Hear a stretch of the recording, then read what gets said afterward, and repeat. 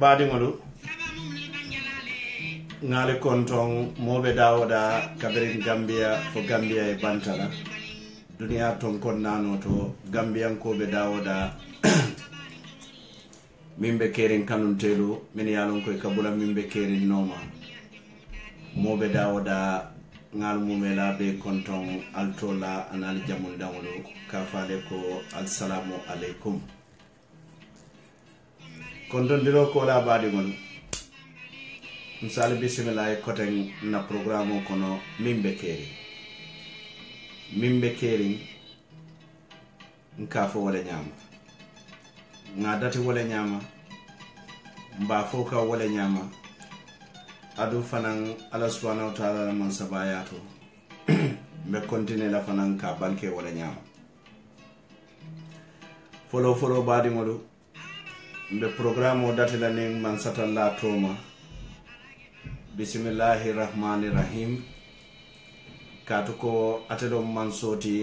mi yalon ko ayen tulu dada ayen dada amanna da wala bari ayen ke fisamantelu ti dada fengo dolla wala mu nyinde ko kanke hadama de wonti kam mo bondin kono mi yalon ko wala fisiyata dada fengo beti Muhammad sallallahu alaihi wasallam ñinne ya sabu wati ntolu misilimoolu nimbe ko datila ñanta koma felala nga hakkiloolu bulandi ka dati nim man satalla toma bismillahir rahmanir rahim ayen dada amanna dan dadalan tol min yalon ko be duniya jam ayen to duniya jam ka jata kende alu dinna amurunta fanan kan sotonde wato la hani atranga lon ko wato soto mandiya wato bela sakombe tundol minto man fenkaye ke fenken dolu to mi ya sabu ay wo kenye bare nim modol fanan denta no min yalon ko seron ni bijam hani kunum fannin dolu bijam bitem fe ala wol sambantul nyaala ka to ko kumandiro fotatema wol fanan man ku kala ku jawlu to mi ya sabu ay wol kumandi keke sabante furelete bare ala subhanahu wa ta'ala taka ala ko wala ke min diyata ka wala ke anda ko ku ke jongo man kuno je andum fanan ay ko ku ke wala mun na manta be maluti mbe ala danila nyen kamala na wasabante furero ka folo na kunti bala Muhammad sallallahu alaihi wasallam anala dimbayalu anan ala saibolo anin misil mesabante fure to malu be dolu famalu dolu barengolu dolu kotolu dolu balu mo la mo bi jedoron fo Allah subhanahu wa ta'ala se nemo nin kafaro ke ay dundi jannatul firdaus be ala danila bi fanan asen tanka ne wala masi bola bari asen manta be fanan ne wala kairo ka kando nyina bulu nyin kamala atelo manso mi yalon ka kala jongo kanda ando nala jowo jon kanda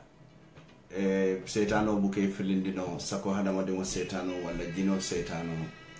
wala fo sulu saji malu anin sai sayolo nyin kamala bi fanan programme mi yalon ko afele ngata tin bismillahir rahmanir rahim la isaje ko ngakum fano nin alhamdulillahi rabbil alamin mbadin gambian kolu anin gambian kolu terolu anin fengo fe yalon ko nyin temboto aben noma mimbe kerin ngal mo mela be konton koten ngal bismillah na programme to abe keri nyamin nka sata wala nyam bi fana nga technical problem do soto tumando wala ya sabu nim big screen manna bare mimbe kerin be wala nyama because we are here to stay ning big screen e problem soto doron nka ferol kele nganali a simple Facebook live bare min ko mayata wala mo message to mi yanon ko aka fenti wala mo kibaro to mi yanon ko aka fenti na banke luto to malamin alka wala mo ya nyama wakata nye kontane koti nyen kamalan kana singa mo jikla tende bare mimbe kere mo programme lati nyen tembo to mi yanon ko na man na mo do lu bijaka wala batande bak to nya programme lo mi yanon ko mo jama ke munafamala bari programme o don fana me yalon ko aka mojama fana batande katu ko aka sabule mol men yalon ko nyantata la soma do ko wala soma dalto dolu fam bi jaka ko le bolo bari fo si e mimbe kere la moy wo bem tata na ta wala munti wala nyinde ko niaje ke ba kala hajo tu femo fe ya wata kake aka nafale soto je bari ke babu kana fa soto dawoda abuka ko mutilin je so wala ya sabu ngal tentu ngal jay bi fanan afelen nal murdana nyaay programme la kunya dola bi programme la kun ila programme la kun wala nyenti ko jumale be silo walanna silo mi yalon kombe bulala noma nyin kamala ka kontobo moli min yalon ko wolle baramata mol min yalon ko wolle torata yaya jammela maralo kono e ka fo mi ko justice katu ko meta nyin lonnale andu nyinnam kuti mi yalon ko abe loring ning kontibo man tara keren tilingo buka soto andu nin tilingo man soto dawoda fan soto te soto no la woto fan soto man soto dawoda kairo te woto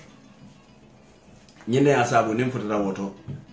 mbe telefono dayel lale bar jande nga fota woto do bayring story dantam be mbulu janne bayring binte mena nata la doron ka alfa bandani nato ya kacha ntela kacha te wonyo mela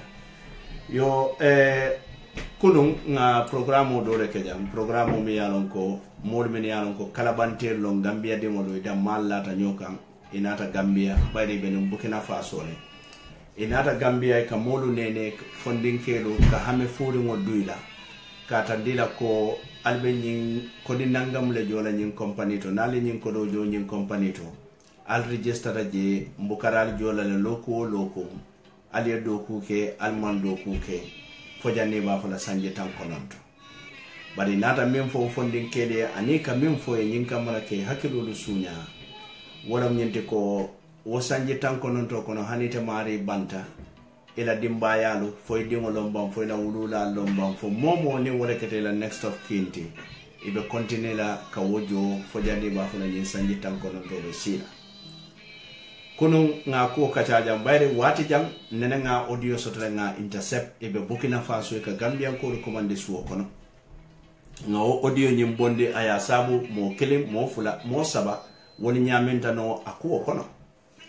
yo nata ko nyinde ndi bijembije nata amoy ko ifutata Gambia le foy tata le kordata ko tu korda mume dami yalon ko ila agentol dunta sate kono ka fo mole ko alnanan ngane na register bari la company momenti e ka website o mindi molla wala mu qnet.net wo qnet.net kabirin tata je nata wo tara je ko itolla website o to wote bari wo website o mu munati e min ka bala wala mu number 1 online selling point so wala ngamira ni atara wala agent wala mu toluti e manya naka faniya fo modi e katandila ko loku mbukari nyinne dilela bari se minkeno wala mnyente ko albe kala ni website wala agent otile ngalbe fengol sanna la ke wafi ni wo fengol bantale mo ngale fendo sale ke wafi bari ni o fo woye wote ke no la 4190 wote ke no la scammed yo bandi ko nyako ibe nyin ko di nangam le jola ngeri registration on kola mbukari jola nyinne la loku fo jande ba fa la sanje tankononto mo malon fam fo website on fam be fo la sanje tankononto wo mu kulete me yalon ko wo mu 419 o wo mu kalabante yalti wo mu banku dingolo ke sunya so nyinna mun tolla do ko te kaje ko belore banku di wo banku din nata kaka wa nyon banku dingol le sunya ni kalabante yalla nse lo janne ngi mari lu wanyare bayring na ke bande ne nyim fo nya fama la akonya ko dukuduko siyata nyawonya akonya wa dukuduko mambori soto min tambita wanyarola dukuduko bori tala min tambita wanyarola andum kuriya fana mambori soto mi yalon ka atambita lankene mala ke wanyari ke lankene ma ni mo kurungo wanyari aka kamfa bake atele ka kamfa dina ka wokuriya tele mol min famana amunta ko modo e fengo sunyana ya sambala ndala bungono sundo e fo akoma we wo fengo sunya ateka kamfa minka ya ate sungo min betema ate mi ye sunya ro folok ateka kamfa min fanka o fenti folo min na fengo sunya fa wo ko kamfa nyinno mo problème so nyinne ya sabu Gambia bisale fe tubabu du jannina tan to min yalon ko be tubabu du sa kon to min be Angleterre be Angleterre la fono lale ning albe dunna bo solo kon al ka jele ya safe bundal to anin dulal to keep your smile, there is a CCTV here amanke walla do ko manke nyinde ka sungolu dema barika tandi mobe lalebe ko kule hakiloto mol membe wodulato isellanna ya ko fenne bi jamme yalon ko aben jibe kan in case ko ku katan mo kurngol fananse hakiloto ka tandi ko ninna kuriya nya wonya manya na kuriya ka jam because ninna kuriya ka don big brother ben jalale so nyine ya sabu ntolo fanan nying lankena molu ka ke minde wala mnyende ko isaje ko kuriyali dang niye nyinulu muta silin somo modol min yalon ko bina o kuriya kala wol fanan se kale keno bari bari won nyimmu do kulati do ko mi yalon ka kuriyata bak so nyine ya sabu wato dolu Gambian kolu wato dolu min ka bulanko no doro wala mo ngandey bad nin nata ngammira modu fanana modu min yalon ko programme ke nafa kendeke modu min ka tata soto je wolle kata majority bare wato dorun ka min soto minority bulu min yalon ko ka saferol ke be kukuntangol folay be kaja fila jana altol beten nal man keten nyindo ko do ko lati do ko mi yalon ka ko leata ba because ni atara ntoluman tara tonya kan yulu manke mo kurongol because ngira ko analyze nyame mo kurongol long but it is very difficult to be misal fe kunun dolle new story breakdown be arrest so nyine ya sabu tonya betiata ile areso ni atara no man tara no tonya kan fonga molle bole doron boyte kay arrest bi nasuto sino be koleala because ntolbe sirin na bungol kono modoro mini yalon ko ngira kumo fo ye arrest nyin tembo to be man sabolo bare mo sifanya di lo nyinolti nyinne asabu beta nonola nyimmu do ko lati do ko mi yalon ko beta nonola andung bi biringa story safende san modole nkumandina akonya ko pa modun kana ma akonya how do you feel ngai what do you mean akonya ko kuni story le break bi hane wolbe arrest ibe selo kono itebe Angleterre be la jio minkam how do you feel this so nyimari la ko duntan kono le kende ka ay miro jamfande kende wato dolu ika fola ko batunga nyim ko be tuje nga ke fang develop lalti comme ngam fangulu develop nga nyina nyim ko bela bari nga kuma kelin ne foja wolon mi yalon ko wala muntala lo kan kumati ando wala muntala mototi wala munyenti ko ni la fitaka betia wala la fitaka ke fenti kana mire da ma kunkirin wala because ni da ma kunkirin mo mire ko personal development wakada mune wulu ni te develop ta mod min bebe bale be man develop hani bitela wo development o manke development because development o monati mo be ta nyola yo bari fana ni ko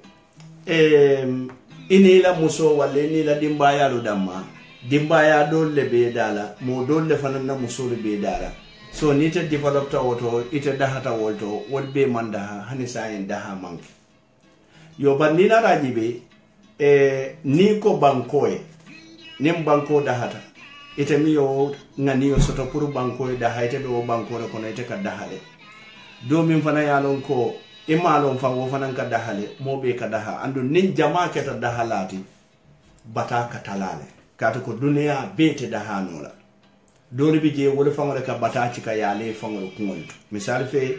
people like nyins kama son ni wala batata wala fangole bata ci ka yale kungol kam because it tolla fite la balu wolonde la muneka wala mo kam modu nene ka kala bante yale ke modi la taro men boy nyim bata ko no soto baliya ko no ko mo la fengol tane fero ko no la sinin so mo muri o modu kumbon nyinne ya sabu ntol fanan ko ni ngeje dawoda ma foyte nin kari tema de julo min balu tema itata botole botata ta malaya wala patele botata ta sambaya wala kajali le wultata ta fantaya kayen donto nyinna ida mali e nyo donto julu jo nata ke kolyati mimbe keri mboko ofu kari la julo le be nyinna dunta janna bota janna wo manken to la hajoti nana buka ofu ini la bitikitiyo tema whatsoever ntole buka ofu bari ni atare tata cooperative le mo be tata itata no pitano le to e boro lu sunya ibe man sakunda le ka kodo sunya e mo minister ti ka sunya rock e mo director ti ka sunya rock e mo public officer le ti ka kuke manyanna minkela won kana wolto ngajang ngo foja so kabiri nyi nyem fonyen amiro dundan na bake because ngamira le ndesan tonya e mo min arasi funding kelu lo funding kelu long andung ni e aresi e kuriya ko reke bari kamim fo nyawala mun ko ila areso sababu mun teleti muna nemma fo no munebe aresalale bari fanan ngamari jami men nan kay ba nemma fo baliya fanan ibe mojelle fanan niyo ko yandi no la ke nimesa bari tolla argument no lo nyinde wala nyinde ko nyinin theory min kanay kamim fo mole gambian katije min belala wala nkai ko gambian ka jelle bi je minel tate jita fo yera karango bam fo modu koy buko nyimine modu koy kunintale ye nene ko di yele mandila ye nene ay jina ko ngo dula ay la ko do tebulu ay ko di furu ngo dila wallahi hame furu ngo tebulu ngai mo jelle fanam ben na gambia mi yalan koy nyaalu yele tale la fatala tamodu la kala bantelu nata ye jina ko ngo bulela ye singolu saba ye nene ye scam visa kuola ye kodi balo dila ini tata hani bi visa le manna nko e ko afole ko altulu mota to nene no la nyinna bare mo jamale bi je modu se minulu nene no nyinna bare ni na rajibe nga fola folota bakuella molu kana e jentolu kana mini yalon ko nene man tambe moroko famala nene man fota libya fa ital kadan agadesle walle fele senegal ya nene molu ya sika fo ko ha yalo nyino ni yal samba do kuore bije e fotata doron do kuore di medle bije e be jola jin nangam lela albeta larin hotel olto ngamira koto ke mi yalon konde sane a wulta Gambia somonda wulta be tulo min fango mala kata do ko nyino la mo tulo soto abe da samo min fango domo la kata do ko nyino la mo da samo soto because munam ala fita mburo ne mbota sanna bari na mburo ne mbota sam paso te sila min ba futandira sera kunda saya ya fambari domorola aya fambari woda samo la o findita tulo fango man soto sakonyi sumo ya wato kuna be fukurare hamo doron ne bala be wulla nin hamo akata do ko nyini dama malon fa be amalon fa akata do ko nyini nyami waya kumortilim banjuno any vacancy ala fitala le nyin kala bantel ni woyta be wati do ye hame furu ngoduma bol katandira ko ni e fero ke nyin ko di kare sambana ntoli be sambala nyindula karle e be talla hotel lo kono e bukari jola nyinela do ko be mo ready melati yamira o fondin ke be munakala wo fondinke folo fulaɓe mine kela bitala fitino ko ala alfal kan naji kita ko ala alfal ye kodo sotole bari balanta ka kodo di ala abe fitino de folo boyde kan fulan jaw namo wo fitino boyna be mune kela na yala alfal landi yeferoji family bebe jikere minna abe wotala la tadi nyin kala bante la katu ko munam tili woti la te ka wulla buka da sama buka mu abe funkula de ngakata do ko nyino la kata do ko fam min nyin dani amanjelo sakase do ko wosoto ite ne ko yenyin jele nin yenyin ko de kali jon to mo agento de katu ko agento la do ko mu muneti wala mu nyinte ko ye mingo min dintella ye percentage le sotoje bari hani tuwabu duje bijanne ni yenyin sales agento ta sometimes i dalle ka die ka kumol min fo fan jama e buka ke toñata bari wala do ko be lore munekan wala mu fir fengol min be bulu ni wala wafi to ka ko do soto wala to so eba jela nyim smuggling agent o nyine asabu one time in Gambia a level to a sophisticated international media ko Gambia human trafficking bijele human trafficking min bijea manke organized crime to me alon ko man sakunda dabe no njede bari aketale hani babile man sa fango dado human trafficking kono because mo follow min alon ko wolle tata Niger Agadez wolnim bosol min kata wol mo babil la bosolete ni la boso ka bo Gambia kata Niger wo boso aka moju man le sambe kata mun la Niger security nyanda wolonna bari agento la do ko mun nyinete yene dadiya fo follow sakonto la Gambia agento do wallahi na Gambia agento le kam min follow no wala mu faniya dantete faniya story ni sete ba fola dinde wala nyine asabu no wonda dinde jawabi je e starta e mansare la molla dinde wo dori bije la molla fengol leta dinde wo dori bije e cordal le wafi dinde wo dori bije e la koto kele be tubabu du wali e motolu dila pour ye do ko ke tubabu du because itol malon do tubabu du be nyami ye wo motolu wafi e nate dunyi e gentol bulu itel ka realize wati jumale ko nyi e gentol ka fanyala fonyi wato mi yaron ko ni nata fo tema nyatanta je inin jante so nintelenga won expose muta we think that we have a clear consent and we will continue to do that as long as molume fonyo kuriala as long as 419 because 419 te banano every day they come with new methods every day they come with new innovation 419ers and te banna ibenna bungol konole ibenna suwol konole ibenna kabilol konole ibenna satelu konole ibenna bankolu kanne ite banne tata dawode bigere 419 o sifa siyata modu lafita kela kube jaroluti ate kenol so nyene ya sabu kuno ngera kumo fojam bi modol bije wolu volunteer tata kate bole police kata ndeko nganyina moy programme on to radio to police wol mune enen police wol tata je dengem itata ya tara itelu mo jama fango fitida bari yela mo kilin tara je min kadiyamu ni to yala mi yala ko wala mo ila PRO ya wo muteni wotata ya wo samba kairaba station ini wodi amta ni don be foye janni ba fola talam fula wato menna e bulo cité bela bari loyale be bulo Gambia mi yala ko wala safero ke katandi ko ke la company ni validate ye bari mimbe saferen kaito bala bari nina tajibe in every brand in every company ye mune soto ye agreement on terms of reference ye wala soto bari ñinul kamuneke ye company deal lo doron bayri is a new Gambia everybody can come and build your own company as long as it is funding the justice department they register your company so ye be muta ñinte mboto ibe be police kundale be police lo bulu ibe kisi kan mune mu ila daliloti ila company lota mune kama mune mu company la daliloti min ka fo min be kering wala mbam fo wonte andu be continue la kabula ko wonoma fo jande ngalon ko abe kala nyami amonta nyinno mu kunde moti lafta min fo lale ni wo bota je kunu ngakata dole ke fonta tan dunta ndur chamla ko kono mimbe keri nyine ya sabu watu nintata fo njikila teta fontata fonko nyinde mbatu nga rest do monde dolo woni excitement dole kana mi yalon ko wo keep wo kamutale kam pousser comme que suwo pousser nyami wo fanan kante fanan pousser wala nyam katu ko minam kono nga programme o ke jan ndur chamla ko wala bi fano ka dan duru chamla mori en contact iko ya moy bare alhamdulillah nga ko foje abe lari wala nyam bar ku dan male bije mi yalon ko e la fata ka je clarify ka je bambandi so nyine ya sabu be la fata ka je fanan fodo monde bare ni na radi be misal fe nduru cham yo musole tu ga ay musole tu jambiri be nduru chambe ku deta o kala wato minna ay musole soto Ndurcham musole soto. According to my own investigation and sources close to the family, ala musonyin mumandin quality ngamira hawada wale ma toti. So bire wato be yalon kon Ndurcham anyun kudeta ke fokaba.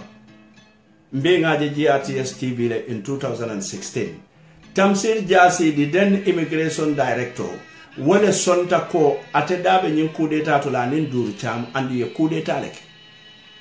butum fo ya forcer le pura ya ofo bang fo ay ma forcer pura ya ofo bari dai min fonka wala senka modi fana e min moy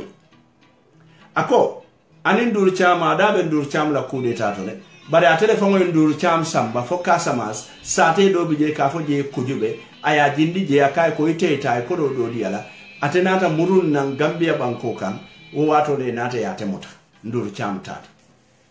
kuno na program oto ngafo janne ngo kabiri Ndurcham tata monene man ala kuma moy mo anene man diamu newspaper to anene man journalism man interview soto anene man safero ke aya fintinde moli ngo bari nkanyinde moy ko abantale is not even officially confirmed ko Ndurcham fatale because munemo nga moyle ndolbele ya safeno according to sources close to this and that but ma still moti je minsa fo lota ala bade kuntola o lota ala fure kunto o clear sources from the government come fatale katu ya jame de wala le de ala mansa kunda man diamo wala fa so go walla nin Ndurcham ni molle dente coup d'etat atenata kana wo modu tuta koma wo modu kone modu fa andu wol mu dimba ya tiyollet ngon Ndurcham nyanta febo kala la diamo mo la kuola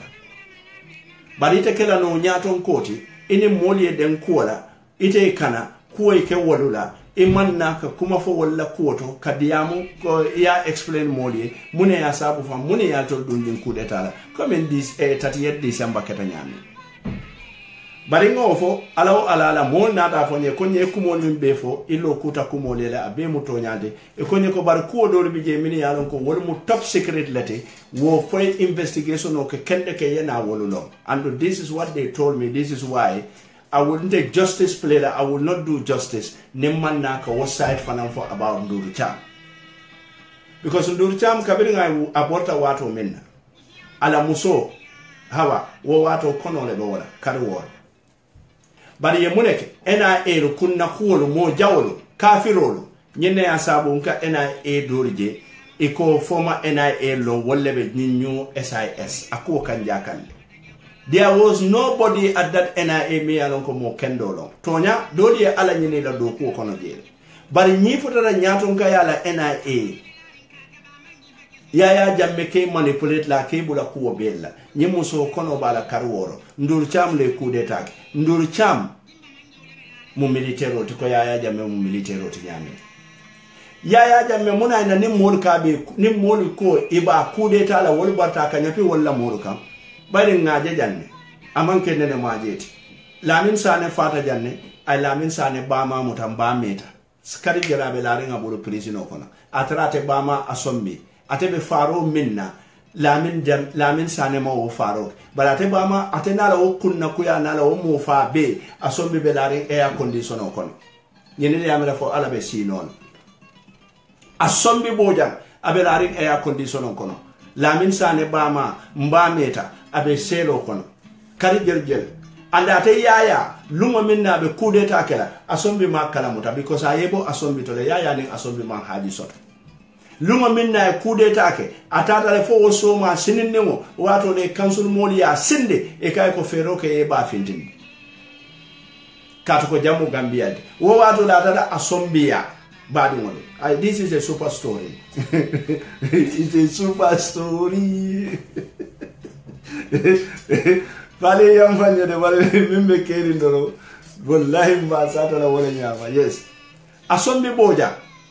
abe minna korda kono bakaw abe non dembo la korda la kono dembo ka ma ko dembo bay fos bara labanda jumal la korda kono wol mo bade bun kolati aman jari ngi tolu foja ni wol bentale nata Gambia mbenta Casamance abe minul la korda kono bari yamira Yaya se betiya no ba Yaya tebe nko yedi wodi nja jawyata ama sunya Yaya tebe tianora asombi moja ubaleti baringa mori moy ka ha mero fanka dia mai yalo Gambia ko lunte malo mune ka sedan duriya dia Gambia ko ni mune ka sedan duriya dia Gambia ko ni ikabo ha mero ndesan wo mon problem soto wo fankatu diamula yele mero dunta janna bota janna ha mero mo kende bari Yaya lembe atare man mero fangolo who is asombi boja anata afangon nakindin toliya badin fefe agabirika mon ko la to barin kellete Yaya Jammeh mal barin di wonti nakeba tole doli e ñu wala ko ha Yaya Jammeh mum barin di wonti atran ni Yaya Jammeh halim bemba adama namande ngala ñin no mu toñata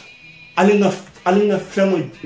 alinga fenyino bula alinga greediness bula because ninga ke abuka nafa andu ngaten nafa aten na koma fa won nafa nola ñinno mu problème ot nake wate yalo ne alu imaja nada ko seku ba jeti aha ni woni benta Casamance le asombi be wolle ya wala mero asombi be wolla kurla ni passer lati bari kun ka mero fere mi yalon ko ala fita nyin musuke ba Alafita asombi bojan na komuno nyente according to the reliable sources close to that family wo mero ye fengo fendiala na ya domo asombi nyanta domo lale na ya dung asombi nyanta dun nale andu asombi malam binda no doronate bari tollata min na wala mu nyente ko mbindandu jam mbindano fana mu molete mbindandu jam musuke bani asombi le bije ay kuwa beke asombi Yaya Jammeh buka futaje ni Yaya Jammeh tambita ni wodulala abota nam boro labato footballo baburu wala fendo baburu ay na obalo be sinande ay tambini njela bari musobe asombi be sabateren korda minto wo korda mu Yaya Jammeh nyinne asabu kabiri nga nata akamfata bullo lale bulu mini bukela bungolu bang ala modu katara wolu bato kanje ñu dala non problème ot Yaya Jammeh kafaari ngole natan tolu kan ala wo kan fa wole tamandun tolu kan sanji mu anim fula andu wo kan fa kelimo ani wole wulita ni wole ta kairo te nyim fondin keda inata kairo ko ne kan faari mo isita kairo ko ne kan faari mo ibe boda kairo ko ne kan faari mo na ma hakilo ta kan faari mo bita lakira andu momo kan faari mo tata lakira auzu billahi minash shaitanir rajim badi mo nyinna mu kote mi yalo ngabe sotare nyinna mu kote mimbe sotare asombi bojambe walato bari wato binne nate ko asombi bojaye ko idingo le kude tak wala mu kansulo la chairmanot sai ko ibe abe sambala leta si akoto iko ya samba bakaw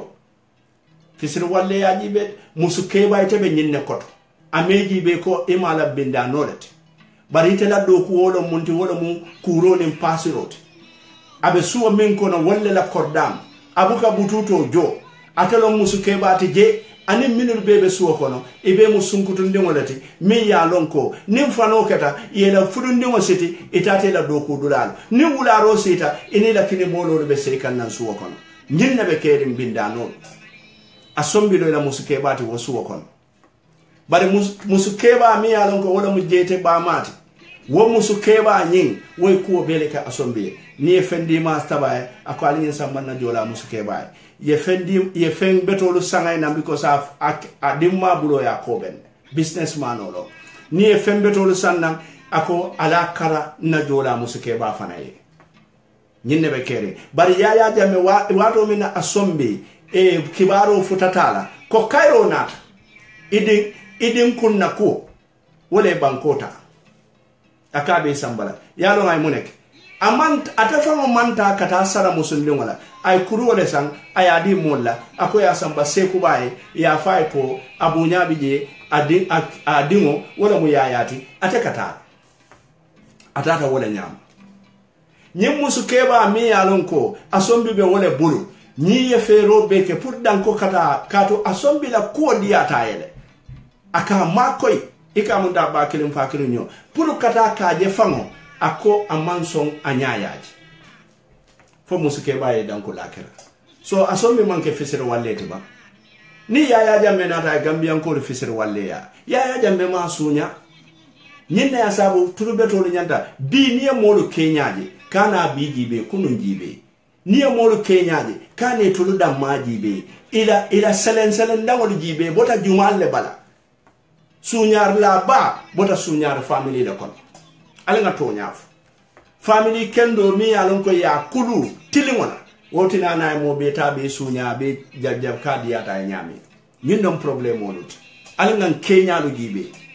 ni te be family le kono family mi alon ko wol tilintale wol data sunyar kuoto ite keta sun kanyote inyante wulu nya kisikesela badi won alinga to nyaafu alinga to nyafo badi fo to nyaase bode so yaya jammo moja ubalati ay womba meta muta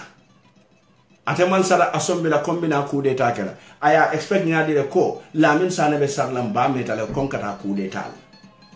bari bi atabe kude takela musuta bulu sunku tabul bari e mod min yalon koy kude talike musol buka kude talike kelle ka kude talike ite muso mutala ya bute kela kebarola fani atara musode a contribute directly modi yalo bi alaji be kamunef ngamere ka vole ko Charles Taylor la muso wala be kala vice president de Liberia muna Charles Taylor ye kuwa min be ke ngamin be moy Charles Taylor la kuwa bi kala muso le be kala vice president de Liberia walle man wo muso bute Charles Taylor la kuwa de nyenne asabu kabire ndur chamuta ya jamme nala NIL itata awano ya aresi ya samana ya sinde NIA ya sinde NIA wonya majete ha 50-50 biri ya futande NIA nyinin kari yenyu wala ya samba Gambia ya samba police headquarters nyim musu konoma abe sirim police headquarters misi ata lokun sabati kono kari woro ala docteur fanga la fla docteur min jela e ke yate docteur jela e ka samba docteur jumalia police la dispenser ko ibe samba la wala etaji be ya samba waya according to nga mimmoy woko abulo tamala katu ko nyemu musu kono malti anala on docteur long ya samba docteur ya woitaji be hani bi Gambia police be balandi katu ko munom police fana ni NIA min dile ko kali nyem mutani itol fana buwa malong ibuwa malong katu ko yaya jammela watola ite ka dole jibe dole keta jibe dole fana ka wojibe ikatu nyo jibella ikatu nyo bolela ikatu nyo butella ikatu nyo bayolla ikatu nyo damolela nyene hekero ne e biazila watola so ndur chamla nye muso ya haiti wole nyama ya haiti wole nyama ya haiti wole nyama folla bangala biring ajidi ta wato minna dindingo fango ika fille ko dindingo batata kono kono ika fille ko dindingo nying turo mala ya ma kono kono kija faro ya jambelo mu kafiroti nka sibi ko ha alinga nyina alinga soma bayindi nduru cham kunun kabu ka kuke barala moni min tande na wala nyinte ko nduru cham bortala tata Senegal abe sirin Senegal bala be sirin Senegal do kuwa man soto dula koliyata andun ndur cham e badi ngol soto America le min yalon ko wolka kodo kiyana ka fengol kiyana bari ndur cham fanambe siringa bari ngol lakordale ko na ba ma bota damin Dakar ndur cham be sirin wala bari ako kodin dingo min soto nyawo nya min kana de ma roto ndur cham ka o kodo chikala ya di ala musola na badi ngo dor min be Gambia aya foy ko ndede mo nyin coup d'état nyaton koti bari mo jamale fata nyin coup d'état kono mo dor be kaso kono min yanon koy man fen kala muta nyin coup d'état walla nyin kodo samba ya di tamsir jasila musola afoy ko nte ko ya la fa dépense ka wato dol nyin ko do samba ya di wasa kamara la musola bari wolbe prison ndur chambe banta bari e ko conditionnel ma febo pour nyin kamala ka do ko ka nin ku ko tamon bari ndur cham mol mini ya long e ko do ku la balo wula kono do ku la balo hani wato mina be CDS yala o chat bale babulu mi yalon ka be mo kasolati ni dun dala kasukuro kono ni ma bota je fam mo bukala fikeji ndur chambe wala nyama yaje wato wati e ka bado be nore fo labangula militaire musolo e ka la muso kuma e ka fala muso ke ya lestale abukan ndur topoto yalo muso ni la fidele ke ma ko fe yande ka bole hayla muso fambu ke topoto ninde mu dambe topoto sima kelela me la fewol me parende la le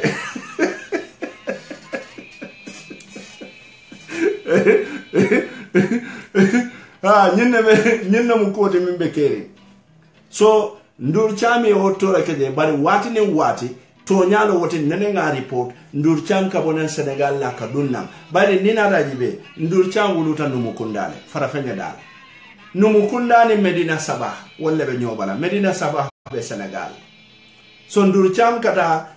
akadara Senegal ay smogul naina ala o kasukuro fankono akanaji ay tarado ku wala jabije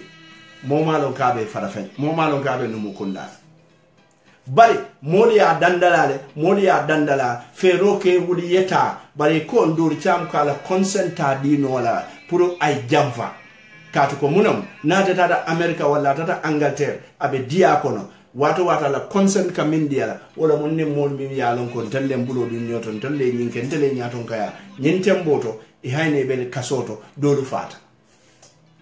so mo side long. But in Nim family kajata manke mo kilinda manke mo but in Nim family kajata we know that side of the story. So that is a super side of the story. Even though kudeta ma support aketa watu menani yaya jamme bondi jemben don lata koyalanye but tumala mene failta mo jama tutaje kudeta la consequences mo wallet. Ndur cham ijikita nyinna ko nim badi ngolu siata Africa. Nina sabu ni molu kumbota momo ya jabe toro kono abadi ngola tora molu min melo e buke jawuyano molu min melo e buka ke kuna jawoluti bari wati mbadi ngolo mini ye long ni min rubota jele killing jama walla ka kenye kuna jawoluti walla ka kenye fonyo jawoluti ninno mo problème ndur cham badi ngol fangode ndur cham bole by the first attempt itata ala garden to wato minna ndur cham ye jebari tolman ndur cham je the second attempt wo wato le ndur chamuta ye ndur chamuta wati jumale wole keta sunkaro la bandulati moni betili woro sungola e ba mutala wato min fangola abe sundin nyinno mo the real story bari ko min yalon koy be keta wo NIA kono minili ye musulningo arrest ye mune fay wo NIA kono. The investigation is ongoing. Bari nganyem forenko kuma o kuma fo lunne bala fo watire bala andung enyanta fo nyale kelala wala na mbuka koronto kumo kuna bari ngamin establish wala mjente ko awa ya arrest le kono bala kari woro kuti je man min kala ka haiti ka budan yin dulalto amman fengo fenke nyin non problème ot nga fo janna wolom na koto ke Aliou Jobe mune mala crime ngo nga kudeta le ke banen to gagné tambe Aliou Jobe le kala je e koy be Aliou Jobe fa la nyako e bari maje ala mam mo men fa bu ka fa Aliou Jobe hayna biya be balore mol men koy ba fala dolu tata lakira dolu bote tata si Equatorial Guinée dolu be Guinée Conakry dolu be kasu tombo wala Casamance dolu be kasu tombo wala Casamance ngamira hayunda borondiral MML borondiral GMC ñol Lamborghini wala hane be kasu tombo wala labora isimol ka fungula le bundalo sebu sali king komboli la kurtol sinande ala mantara sino la ka kondo bole ka be dunia jang folono ala ne say ala fatana de folono ala kal table bonal tada bari say mo ko jata de nyine hasabu ala ka kondo bo jang janne mbita nin tata jana wala be jaw yala ye mira momin ka hayo ye mira sana manjanna ye mira modu jajula rambo ye mira ñin moluda ye woltara siri wato mi ni be la Lamborghini lu kono ye ñin luneti fimbalu dum e baloni be frindi e be kulubali yarin du solo be sutiyarin buloni be tariyarin pour ka tamolu tay ñin no mu ko ka advantage jay dobi je malon fo kausu Camara kausu nene entara fitalia le tiya idari wafila kausu Camara yaya jammele kana yalo ni yaya jamme kana jongula solle folo ka sweepie so itelbe wona la yaya jamme nyanta nala in 2 hours a entara fitalia a lota wo fitalia bije tiya idari tiyo nata wo kumandi wo yala tiya idari palato landa koto din kurunga be wala tiya ilari mo domo la tiya ilari mo domo wato mi sita telefono kuma ta doron e kay ko oga kanale filikata o filije aman son tiya ilari tiyo jola o ba no mo fa o ba fura ko na ko do man na ko do jo kawsu tourneta ba ma fendi nyinna ndete hanyila ngo fo mimbe kedi ni ngo fo jam be mimbe kedi soron na mba soron na wole be nga kawsu jibe nga molu jibe molu fa mimbe je kam hey atamancha hano sodore nyinno mu yaya la jikidate nko no nyinse ke yaya la jikidate ba nyimmo fuuru mo mi yalon ko tiya ile wafula yemira nyin sunkutu ndo be tiya ile wafula nyinti lokoto nyin kando kono abaya ki ite nana ni la farto ni la kulo mbalia yesi ye wala tiya ile mo bedomo e man na kuma fo ka mo ko obane kata ko itolom jumati itolom kawsu kamarati yaya jamela mo fala nyinno mo problème o timini alon ko be tama kantoria bari bi ni min place de la ko ha yalon njorma yalon non jumale be balanna non you have no choice man choice soto mbele be sidarin abe fania mo ye choice de soto in your life you have a choice to run away comme inte borta nyami inte la boro manke jote yalete bari mal la fika kukuru ngona tu Gambia mi yalon ko seni so moy ben dingolu londira e ko alte fama mi yalon ko abe non APRC le APRC wala mundi wala buwa kafoti min ka Gambia dingolu domo nyine ya sabu jalo ko alin domo APRC ka domo roleke with their inila mansake e ka domo roleke ha bari ase meta nyaonya abe koyla fer ko perekano kurobe koyla jiyote ma be laji moy minke abe kala so nyine asabu lafta wo side nil sani andilale katandi ko tonya e ndur ay kudeta leke mo jama fata kudeta kono kudeta foel tanyami nga wol fonu janne andum binamuru na lembe dante rolu kala fanan bari nyanda hakilo tula meno fanantu wala mo nyente ko nimbe ko ku kala ngake genuinely alin kana nga fo kure ketan na molula la feta de sai ngo ko wulinde bari mo wo wulinde wo molu fango la ko kayla bala fa kan yin kamale su justice soto no nyami bari te ko wulinde mo ne kam pour ika o compensation dingo mim moy man sakunda pour isa o compensation on yin chika ya ditela ni ya o ke o kameni ado ko yara de mo buka business o kenin furela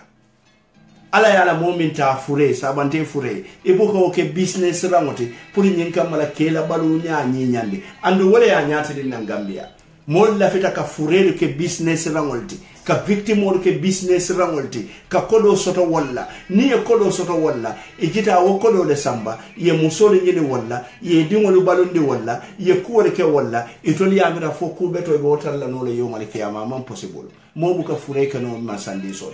victim senda so lotale ibe kodo lu nyini la kodo fa soto ta faman soto bari ni kodo nyini on behalf of the victim iman na dun the victim o kunto itata Dakar ye korda sam iman na dun the victim o kunto itata kotu ye keno sa ye bungo loje ye moto nyima lu sang ite o bungo mi lo o bungo mi la jahannama dimbalati ye o moto min sang o moto e budata wala kono wala ke samba jahannama in a slow motion fo jannibe futala jahannama lumo minna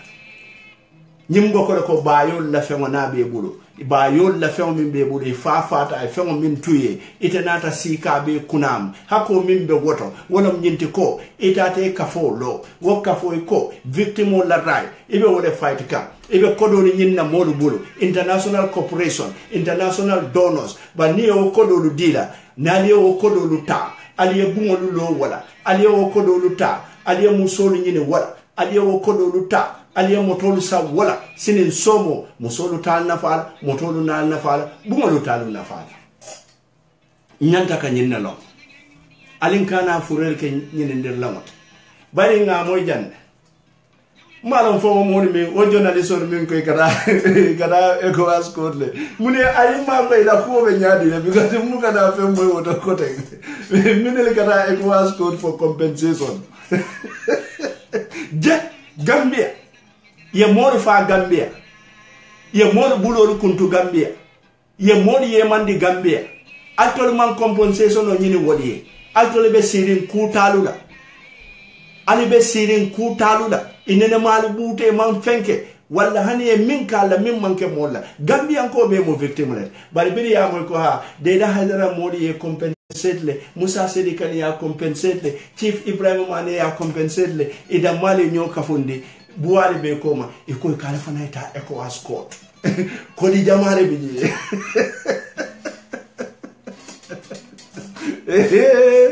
je ye bay do ko wala ita ECOWAS court for compensation ita mandam Gambian court but you will go all the way in Nigeria atakera Gambia muk atakera de ali feroloke ali nga victim on makoy justice must be seen to be done. So ni wala je wala saying na program wala kunyala ba wala famu jumala ben lita justice follow la fita molo hakilo bulande la demande. There was a time lawyer Usainu Dabo alota la ko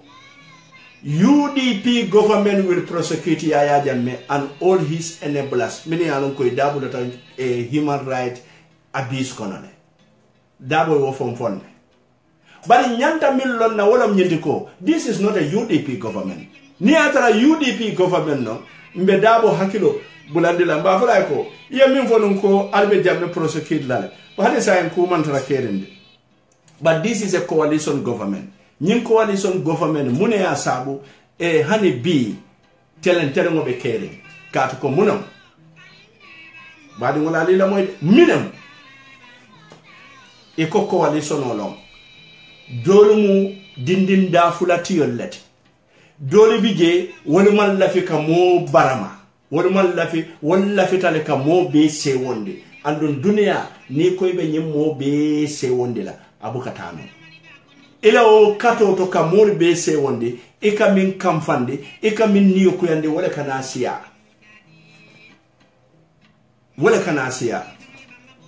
ha wale kanasia yes so nina rajibe ngani min befo hansa ndo mbadi wala nga hako bondinye mo dantam bijam ngamira wal tata le beyond the boundary wal nyanta block lale mbadu nga jibe mo dantam bijam bini anon ko sulu saji malu do ngam wal jibe bari tonya mo jamale bije bini anon ko la fanala jang. But ninga sulu saji marje doron be wol block la yalon there is a mo do re bijami yaron ko ato mu bas le de bas sonko bari ngalo ne ko bas ito manke bas sonko ti bara ate kayinde sana ate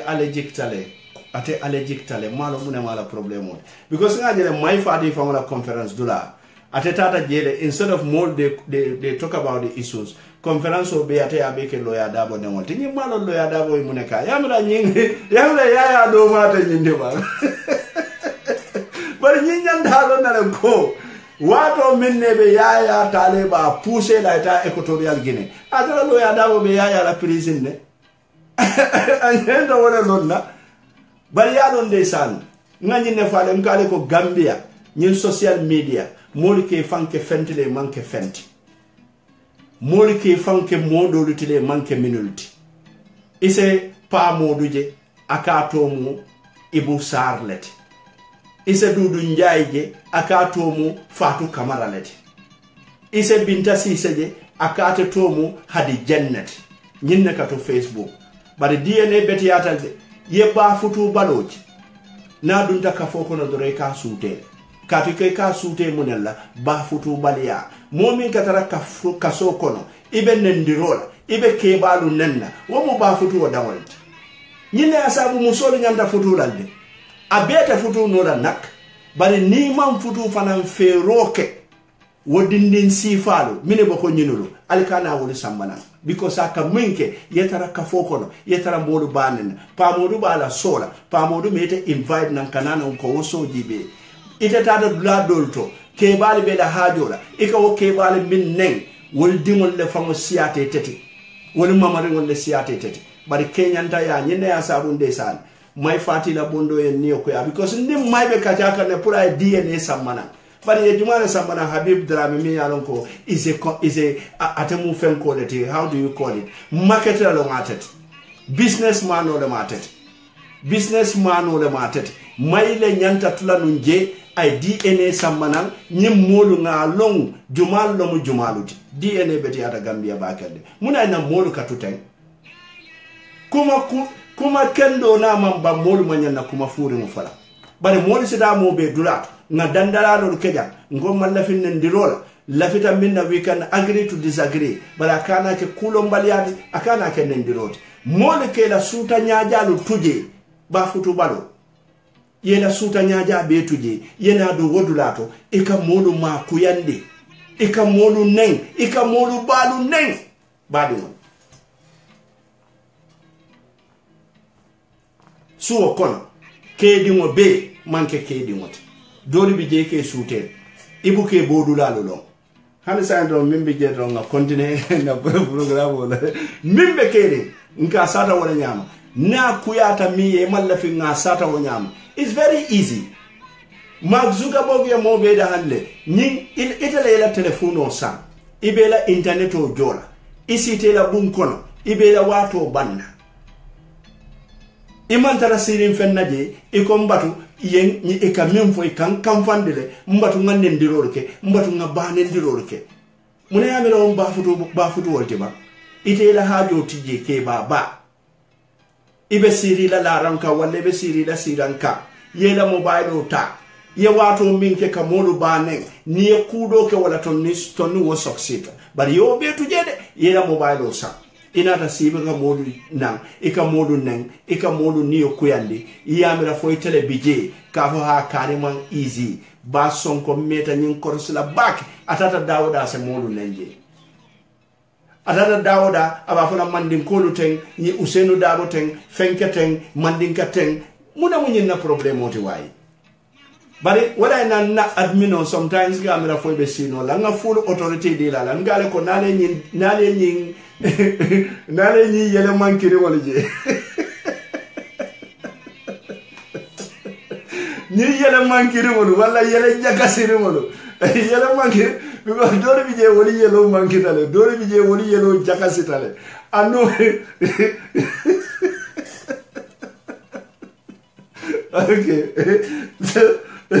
okay okay madunga la lo ke ba selendo madunga jomi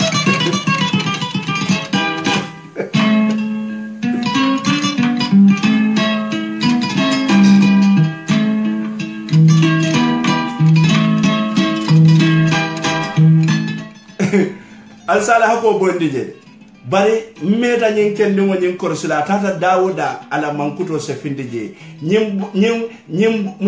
bullo bale bumol min ya lon ko be sakering di mo mi wulo da o bumol kono ala hakilo tuito de malu nyatela nyine ya sabu biri yaya nata kamfat moli la bumol le mam bumol bam folo boto funto le bije di mo mi wulo ta wolutu andu nyene mu yaya jamme wato la tibe nyine ya sabu isa kebalu nen isa kabilo lu nen isa siyolu nen aman ke bulu fent walla to bari bun ko fana mbalda na dukara ali tari al kala bungolu lo ale bungolu bang al kana sombo to bundal ka kala bungolu aman koy wo mo si balle be muri jibede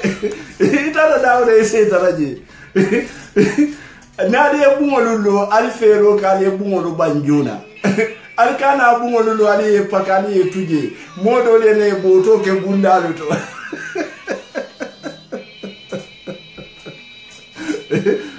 no wembe dandara rola de har kaka so wala okay so ngame mfwe ko truth and reconciliation amneta fola ndenga fom batata bari lesan yamira mbetano la woto ngo justice la nyanda kala justice for freedom banko mi yalon ko justice tije kontibo tidimo buka taraje nin tidimo tije Cairo buka sabati nin Cairo man sabati wala mu nyomo yo tekere ando fanso to tekere alingam fonyo kalabante yalula nko mo nyanta tambela nyatule to lead us towards this journey to justice kati ko mol torata de ngandur chamla keskeja fojanne minketa la musola nga fojanne anda keta musu jamal la Gambia kono jam ye musolle mutaye kelo aresis sanji jolu ikere be kasolto musolo be band e kamuru ikata ka o musolo tulum band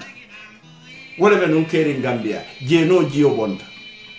itata dawda kurtol be fayde ndoro nyinne ya sabu ke ba do kumbota ibuga ya jamme kumbode ikamin kumbo wala mu wokko min ka ke kadillahi ibina fama lalale bari ya jamme dam mayta kumbola police wala kumbota militaire wala kumbota molu nyabela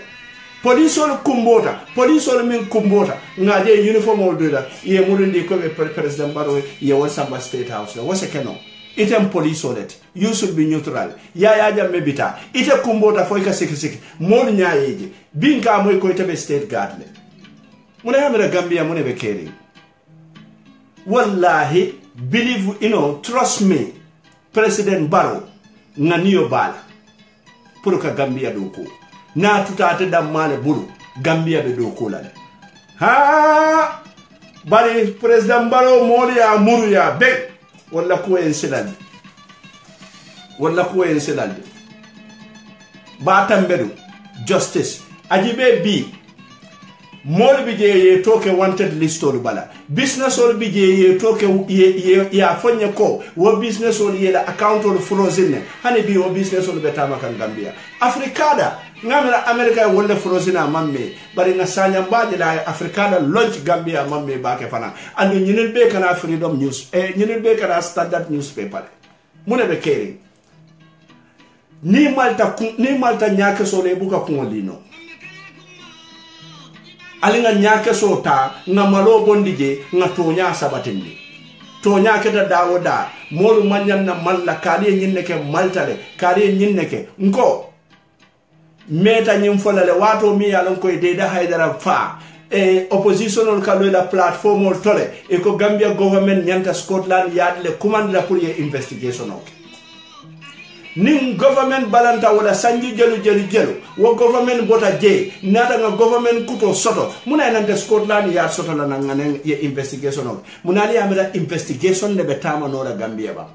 Malik Jata fanka yin revelation on min beke yalo mune be fokan sai e ko Malik is insane so loyal lafta mi use la ani mo kurun lafta mi use la because Malik Jata jaburtal a jaburtal momo aye kuntutoje je do nga be to falale so e ko is insane anyale mata anu momi nyamata ibu ko samano kitiya So ñing ko wala kame ñami e ka ji wala ñama at the end of the day victim oltina justice sotola mune bina kera mod min ko ka justice ñini wo victim olle wolle bina kera safaru lalti ka kodo ñini nim furel to yala mod min yalon koy filter mod min yalon koy lanjurta Gambia ntolu nka Kenya dire awi Muslims ntolu misrime ya diata Gambian ko e back Gambian ko lafita alala ala kanu bar Gambian ko man sida alala ala nga to nya fo doro nil lota wati nga nyinne fo ko he ya lon to mu misil molti ala man lafi nyinna ajibe wolum bir nga layno yele ngom kemi ya lon ga jale kadita bi ko ala ba di ngol jarala do mo be ba fo la ko islamu man so nyinna kende woni ma keku adunda de barin tol mo jelle ka kodo samba suwo kono wasifa aya tara mote nyinin karo kala mo jelle ala alfal samba wo kodi sifa la maka atara mote nyinin karo kala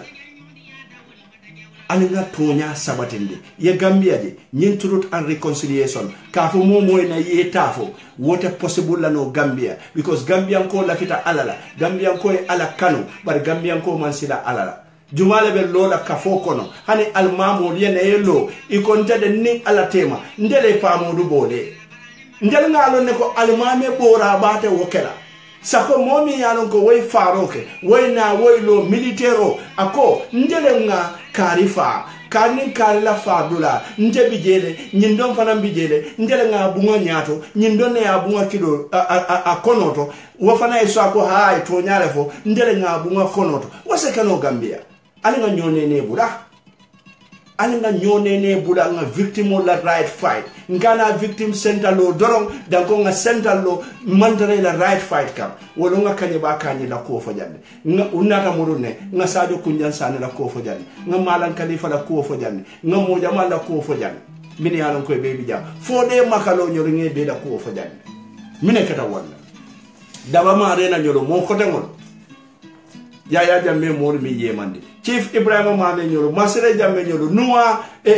Haruna Jammeh nyoro afamo badi ngono mine keta wala but in Kasingo ha truth and reconciliation the justice department is very slow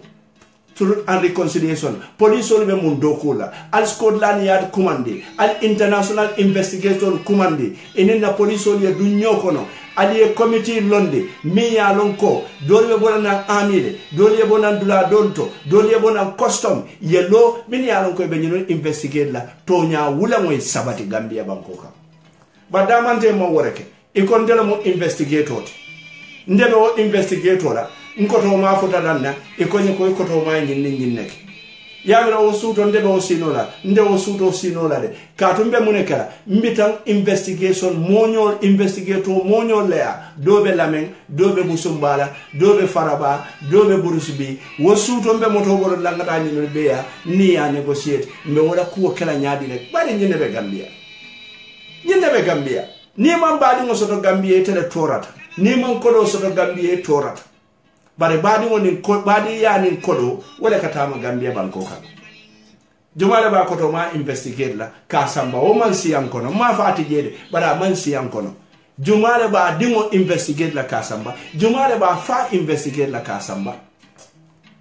Gambia musumol kontirete mbe dentale mo be dentale mbe ba kelem fa kelem so wala nyinte keno la mimbe kala wala nyinte ko nga molu sammanan ye modandanta kono ye lankam ye kairo ye konti bo moy minke way fo moy julo min dung wo julo jo ma for eye but example should be set because yalo munekata Gambian kote silala nyine ya sabu nyine min kana commissioner ali jibe because ye kamin nyilla wala nyinde ko nyine ken da janna ne manke fenti nyi fanante kela fenti kadunta janne karab wal don nefo okay so sai ka programo ko 20 minutes mbe line yella wada mala 20 minutes but okay good 20 minutes I'm gonna open the line so nyin 20 minutes or kono badi won left da kanyin karoke but lafta kanyin karoke jumal lafita konto e bo ay ke kitiyot nga konto wo wan fo nga yamfu ni ko nga konto wo nyanta dalilo lo fala muna ni ko nga konto lo bo for the victims but ni ko fana nga yamfu inyanta dalilo lo fala muna ya sabu ko nga yamfu wala wo kama do badi mo nga telephone line o yella nyin temboto telephone line o be yella na nyin temboto fengo fe yalon ko elafta komandiro la ala hekato okay yo ngara hekato fenke kuole keta jang atodo kamara kunda kuole keta jang natti kaso nyinne bonta ngati kaso nyinne bonta o kamara kunda kuole ti yo okay good alright so ngamra nga batanga mbatu de man taria kola taria tare okay mbatu okay sanga line o yelle famo fe yalla ko la fa commandiro kala okay alright assalamu alaikum Alaikum salam. Okay mbe moy kan Yo ndama pa ke ba sun gumbaro Australia. Yo kewa Yo bismillah programme yo nge kondo ni bara hani la mo nal be kondo mo kende yo tele fa diam lo demanding justice yanda ga justice for mo yanda kala justice no ha bismillah ikon wudin da wande sanko okay mo nyanta kala kite nyi soto mo kite nyanta ka soto anyanta ka soto konto nyanta bolale yes because ni aji ben batambe du famo men kat na justice minister de ala diamo keda walti ala diam folo ni hakilo baka hade ako wala fo ako justice delay is justice denied wala justice delay is justice denied yeah andu ndol bola je kan atla karola sainteng ani masa gunda men be tamandro ke kan bola je kan sanji kile han sai hani kiti kile manku do no han sai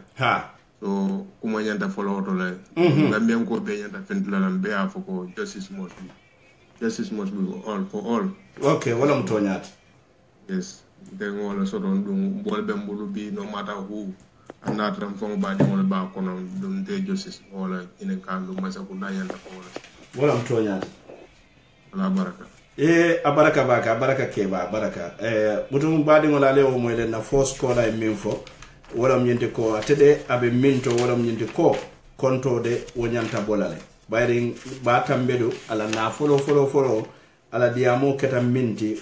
gambia dingoli wala mnyente ko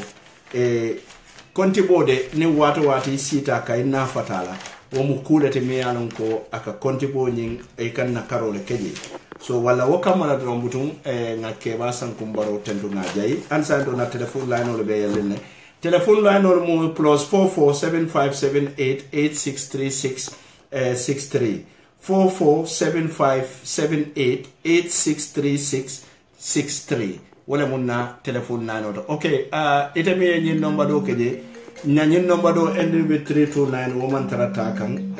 nyin do ne beta kan so okay assalamu alaikum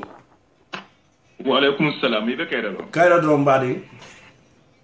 ya ile diamo beti ala bak alhamdulillah mbe tentula mbe jel almi programme fana almi ala yirwa amin allah ya rabbi ya coming ya diamo min fotan coming justice nyanta kelale because niaji be africa hansa niaji entelbe ko mambuka develop no hade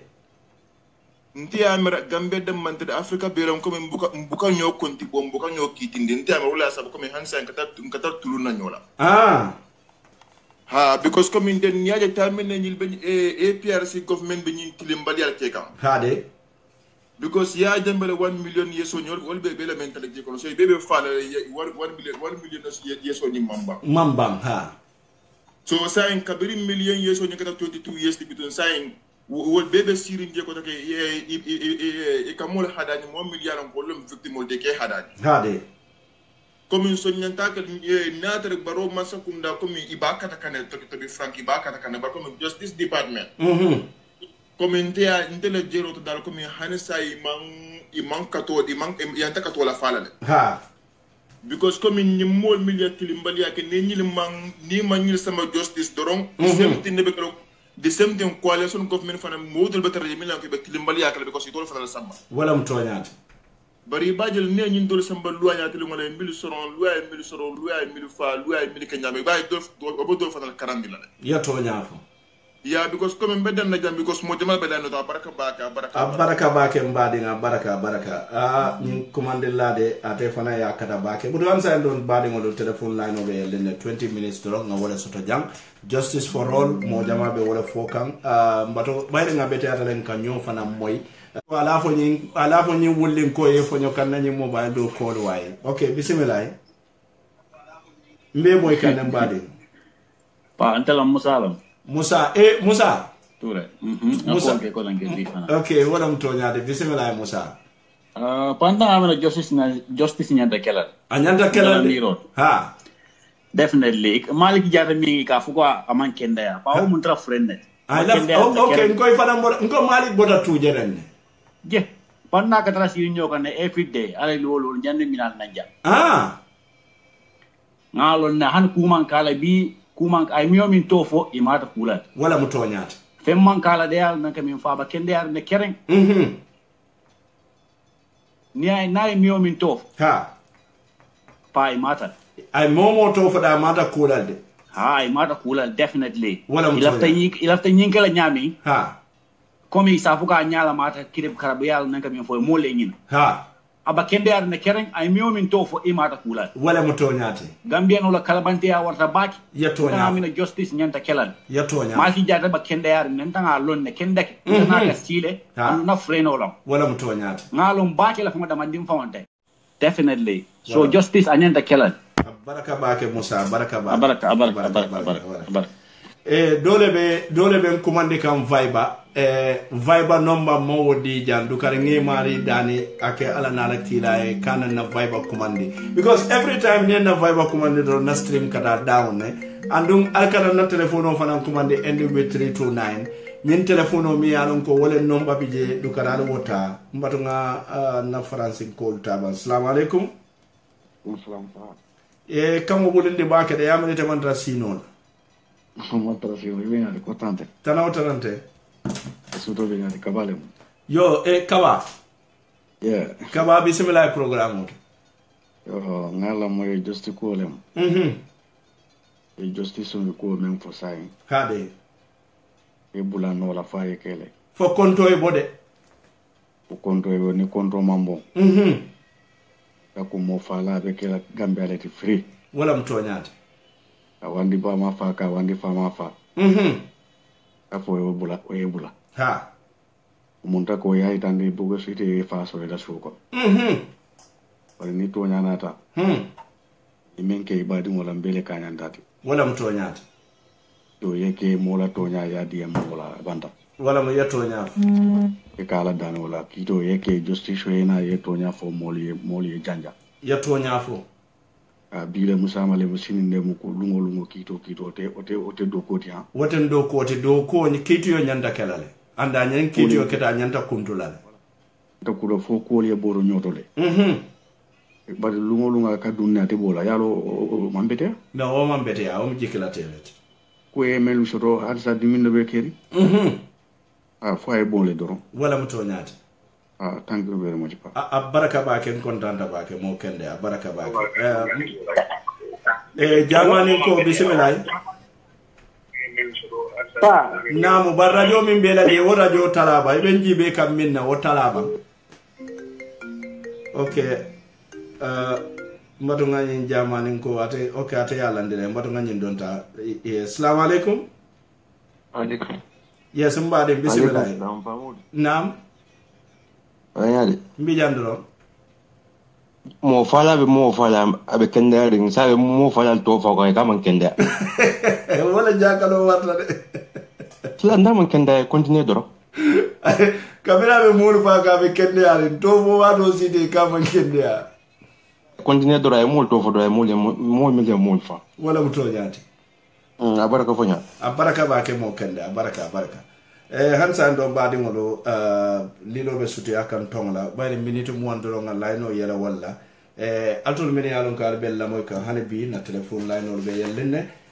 alkanan commande ni main line o la banali en commande ni nambe nyoso la say mbatu ngata Sweden assalamu alaikum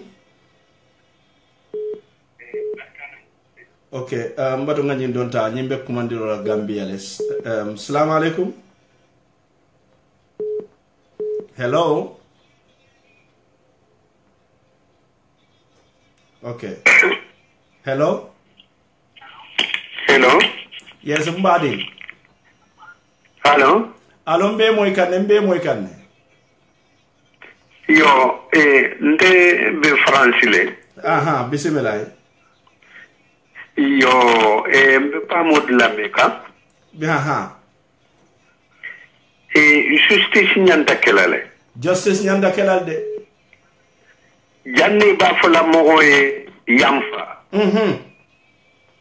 Ala tonya diala. Wala mutonyata. Ni ala tonya diala. Otu mo ishina dani yamfa. Metemi yamfa no mo la pala sola kare mala tonya diala. Wala mutonyata. Yo problemo membe je komi na coalition mogolu itardeta fitaro lal nyanda fitaro kala kabiri na ta tuame nyanda in kuntigi ba be fitalale pasi na kala ka kutole sabatindi wala mutonyata hani sayin kukutante ke kan ya la mo kotole be dula kendol to ibe nyo kafuka nyo ma ke nyo koto muta nyinka makito kanake pasi ninkito keta itel semba bebe duna kasolale ou ibe malulale donc gouvernement membe je attardé ta fitaro la wala mutonyata woto akata akito ke meni be kitindi kan nyanda melale kairale kan menno ngalon ko kukurun ketele bologo sai woto moni yampa benakela sinaki wala mutonyata. Okay, ala barka abaraka ba be duala fo awa emission ni fo ala si atanya abaraka ba ke amin Allah ya rabbi alma duala jabila baraka. Assalamu alaikum. Allo nyamari be commando la Sweden ne bare watu waten ka problème o soton nate okay mbato ngani donta assalamu alaikum. Allo okay allo pa naam radio min be bala je wo radio tala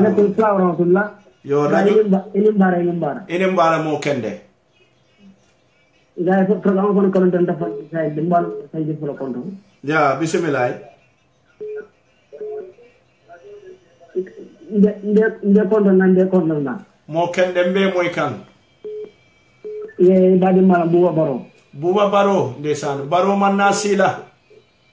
inde pa aletta de aletta ni ngata kono jofi la namana ni ko so do koma nyata control data kerem dendal ma dem bokko ni jot mo fa mi ne ko mo fa nyata ko lo fa wala tende ngana mu fa wala mto nyaade ngana mu ñoko en ko ko ko tende dan su do ngalo bola en be mu ganda fa ni yele la mu wala mto nyaade mo kende ni dan ndadu ala almane kero kene do kendo tende abaraka bake inshallah rabbi mbo kala tende mo kende abaraka thank you abaraka hansa ndo mbuto mbadi ngolo be modu sentura be moja ila line be yelle hansa mbato ngata Spain. Assalamu alaikum. Allo mbadi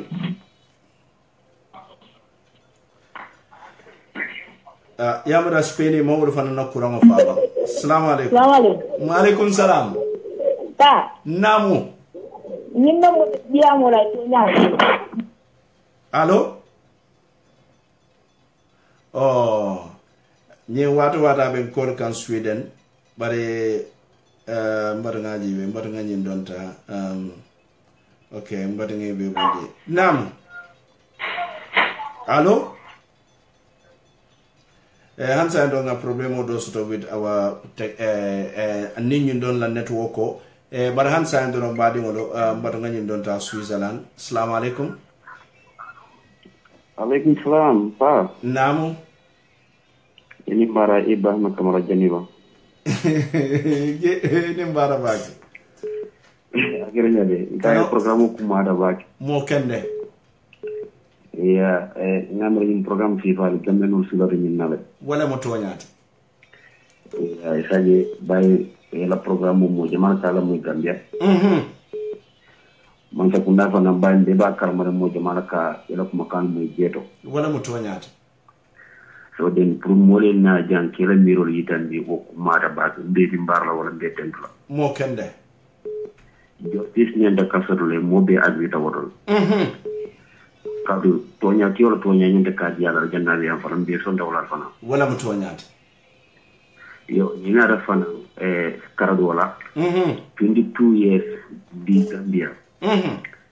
fondin kyo me yalon ko aya fan kalam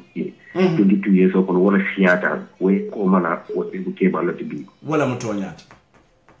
de be nyanda dilal ko tonya tam kan na banko kan kuriya men kete jeto tonya sabati tal ande mer yalon ko e kuriya ke e julonya ajotale wala mo toñata isa jengel fana te misal la ñola ko ka fi ñam wala wodo kumada bag pour ndela mansa kunda kumada bag pour Gambia di be wala mo toñata kado han sariyan ko na bi jera fota wala mo toñata yo to abul fana ya ni na da je fana bi jera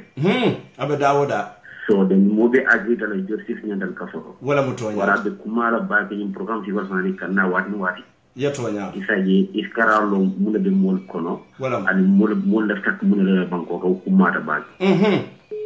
wala de la no mutala bag be tendla bag be jeyla abaraka kendo me ba abaraka bake mo kende abaraka all right assalamu alaikum alaikum salam mbari dembe keringa fo ya andum betenten na ka fo wona nyamade nimbe mala fay fo nyaaw kana kede wite boje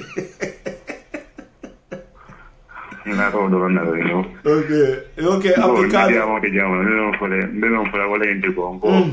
ala ko gammiole ko ibu bal fala mo le même mo courant wala mo ko bal fay min tonin mi to ndiro ke ta bal fa wala gammiole nyande ko système o bulala ibu ka bala fa e momin tonye bar mi tonye ko ka bala fa wala de la bal fa wala no ko ko se gammiole ko no wala mo tonye mi vende ko stop le no wala mo nyaado ta kala de ya tonya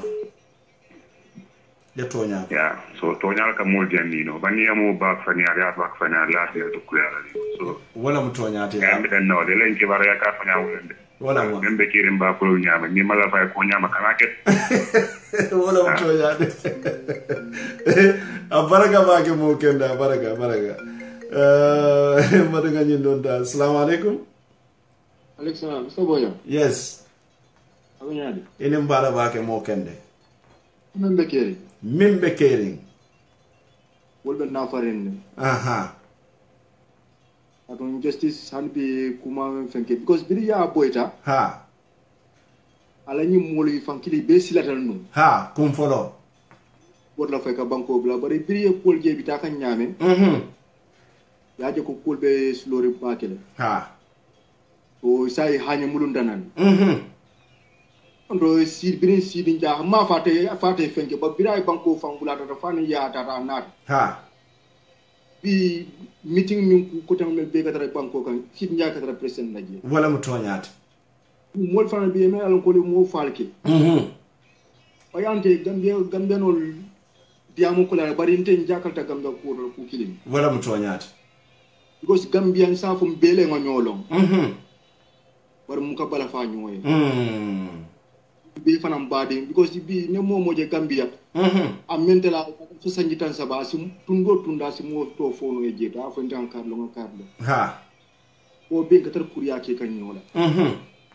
to bar justice nyanta kele o yato nyaaf wala mutla kumoto baraka ba ke mbadinga baraka butum mbadi ngodo liro superabe sutia kan tongona bayri minute okay mbadu ngani Gambian ko tanga wajibes assalamu alaikum allo Gambia mbuke moy Gambia ite mimbe kumandura Gambia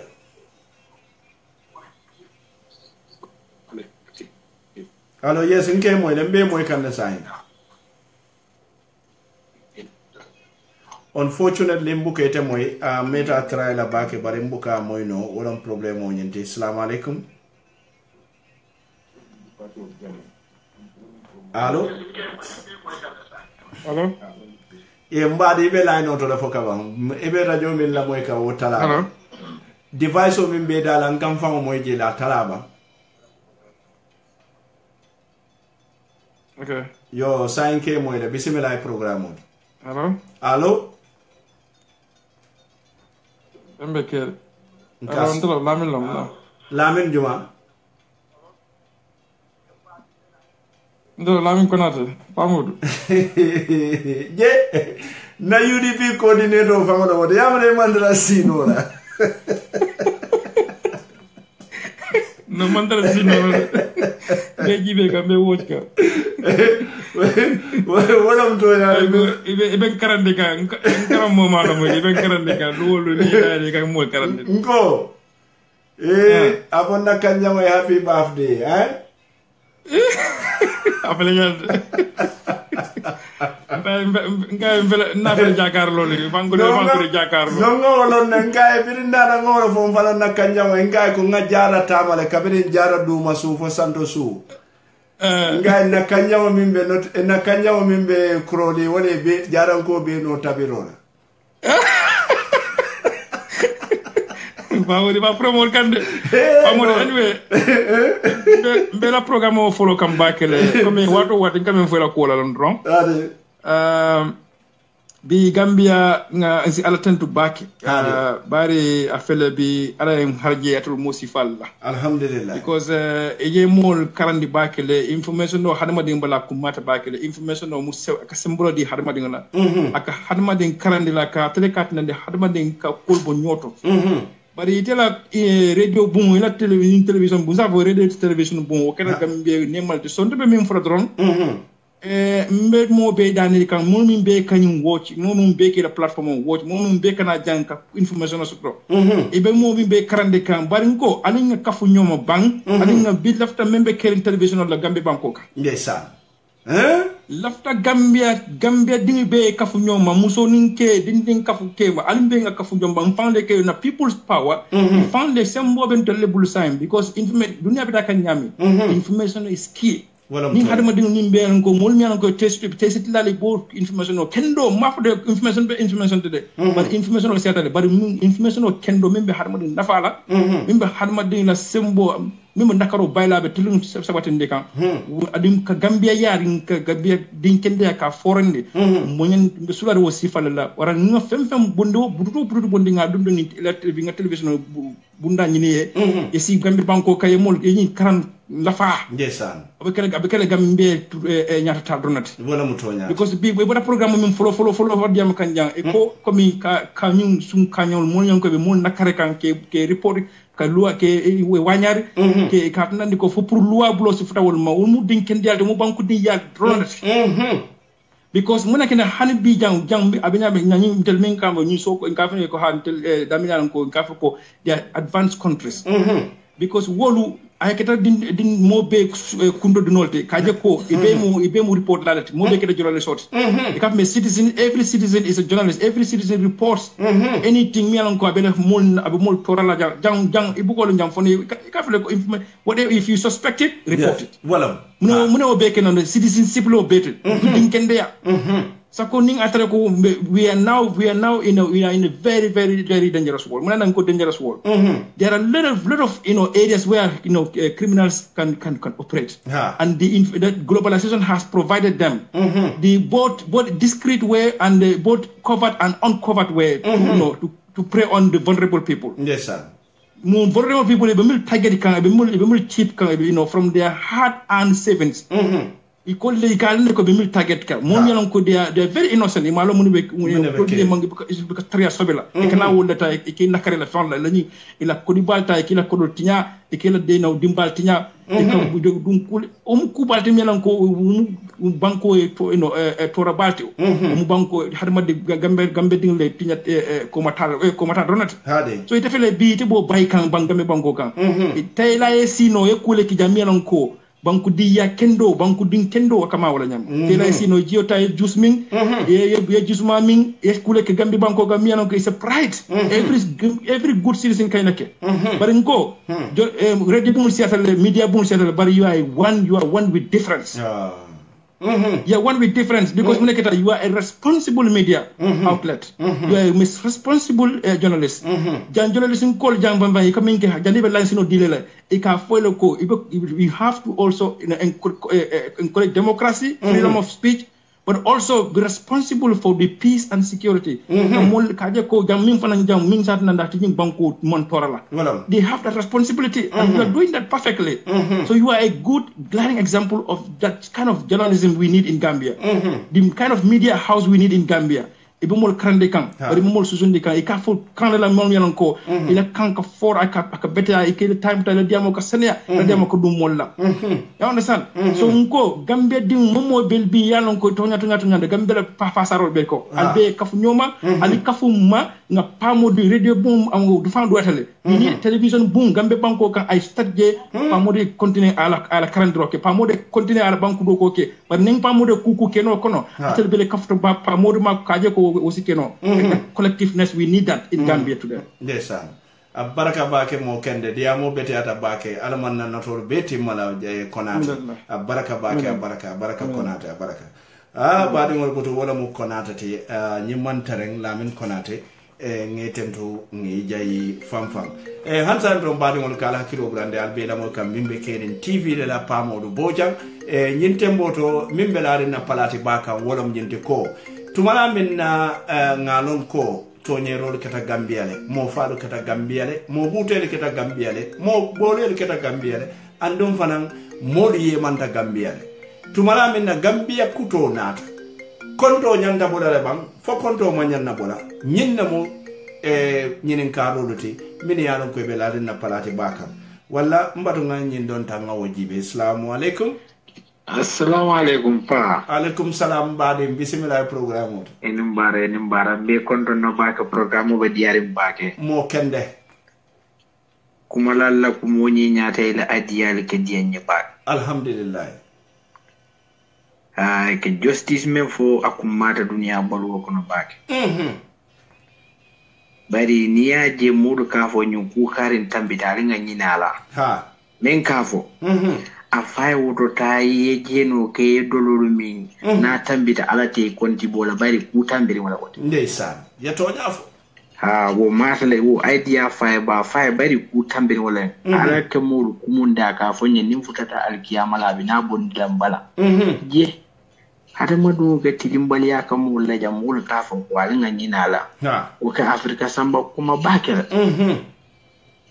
yaje kasol la ka fo ibe kasol la sanjitan tambiri wala yakela ketala wala di basilan fo ya face ibaje le nyon do men be ko ma ba kanne la ta ko kala mola ko te duniya se dia ten ko se tem be se balu bay kayro kono wala mutonyata bari sa nin ko yam fata nyine ya jembe na la nyi demol ye menkete nga yam fa adam baro de alon no wol yam fata wel mebi ma fo mo jaw mati bari silam annata maka membata no afana be kule kala mi alon ko men dia da bari president mol ke yam fe mala sai kati ba bari mol mo kunu ngol be yam fale yele mbe yam falo mala so mol men ke hari nyamul mol ke nyamu bakso muta mo bulu gambe je de kata soro sanjitan mo je gambial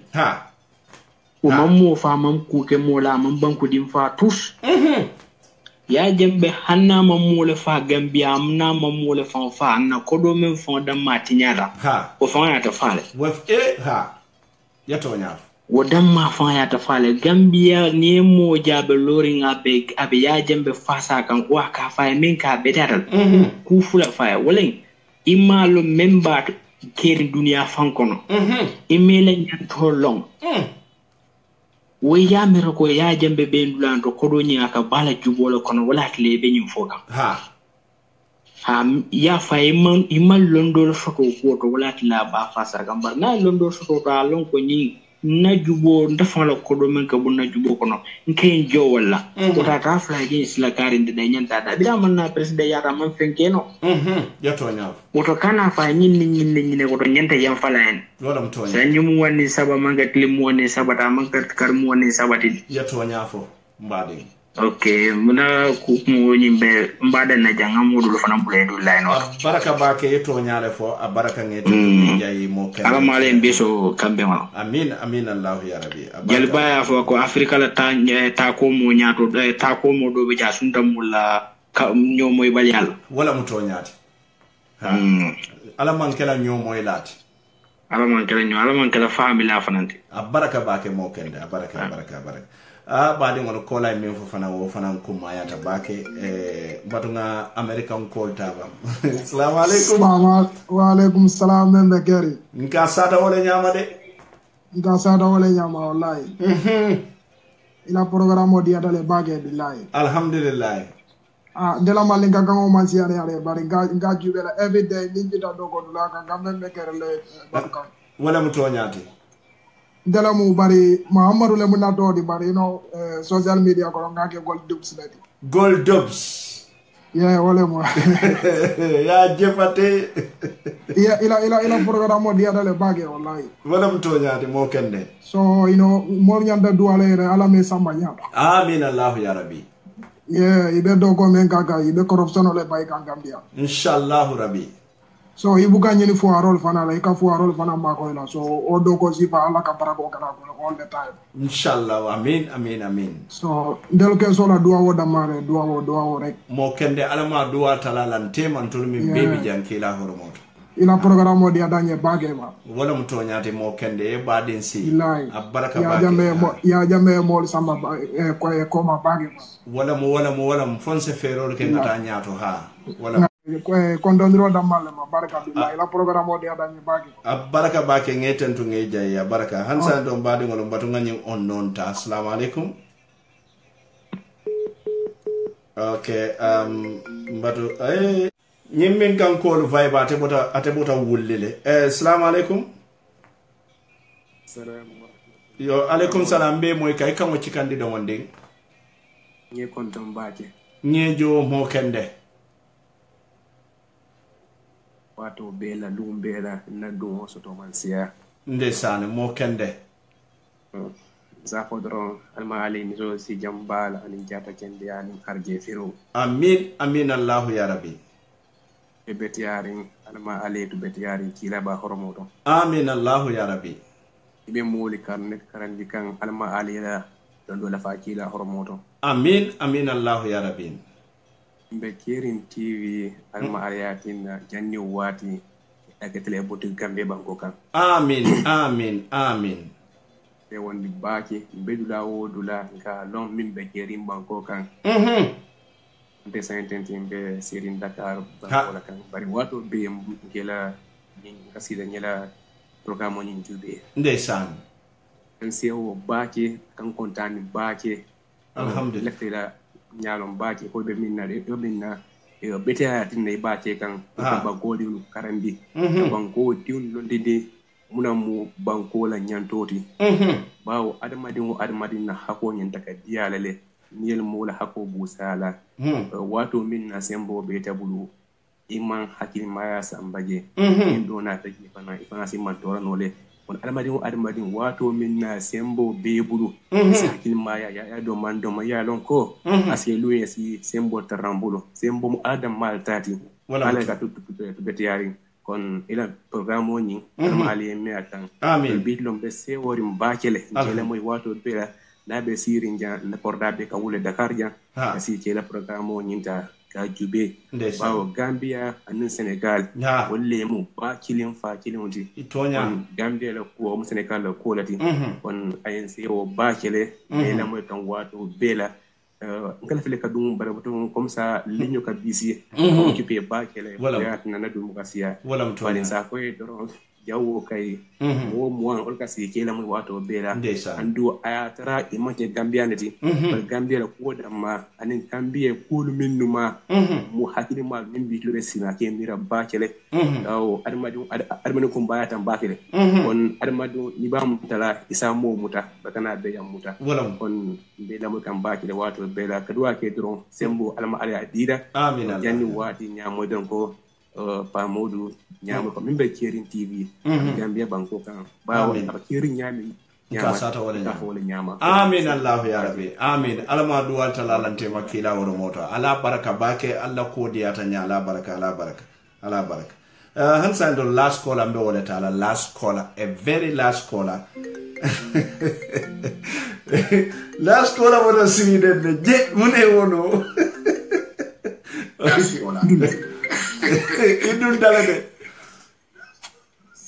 allo assalamu alaikum kuma fengo mimbe kuma kay dala je wotala folo isaje kanam fan kam moyje assalamu alaikum wa alaikum salam mo kende mo kende membe keri mo kende gasata wala nyam ya pa mba fere pa inumbara mo kende justice oyenta giral pa ninki rio man kondo adi amosi ata de adi amobe siala de adi amobe siala no nyo ka di amosi ata wore tani saite ma awato japata do manebe hade mo ni be toraring mo la family data don baba tata don fama tata don da musota ay gambia belema wala mutonyata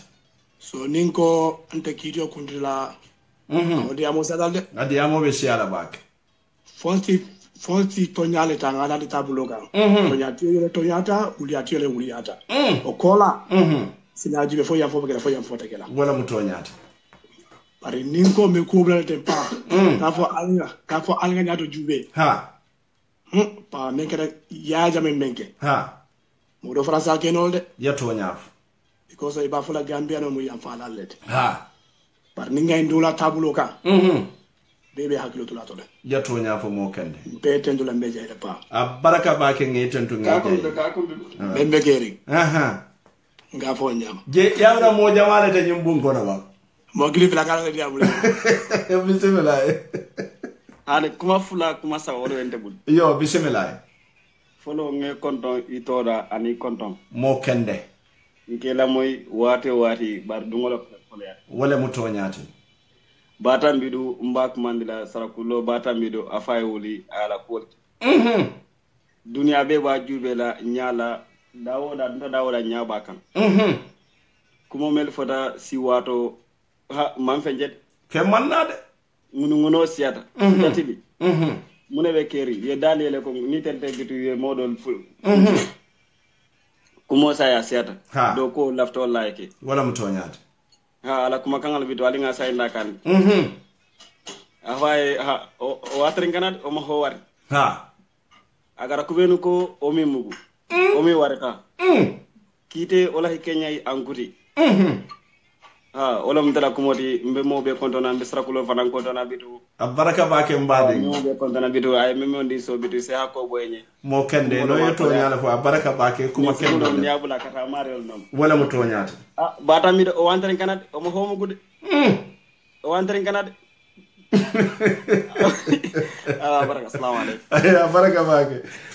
budum bade mo wala ketan na last call ati rajido ko mu wato leti programme yaje wato te katane wato la andu jama moru kam min foy kafabe diare ndami nga ya kuntu woleto bare kudi ma buga jonga singa wolonne nyine ya sababe diare ndawda donka kuntu bare ngamra nyimu Senegal leti mbato ngojibe fo mbawta because Senegal ito assalamu alaikum Senegal londe okay hansa ndo ngama Senegal nombalo bari a fele manna soto no bari sayembe min kala don baade ngono wala mu nyente ko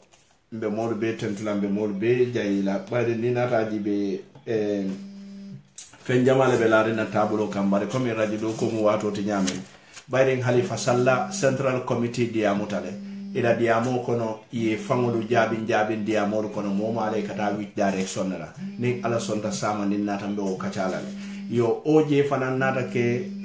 alfa dafula tioti mbe sonnale nte sonna nin soma ko mbe sonnale sinindin ako yamfatale sinindin ko ako hanin be kitindilale sayin samanin ala sonta mbe la fila kadior fana jibe yo mol min fana yalon ko ka fo regime change le sotota system change man soto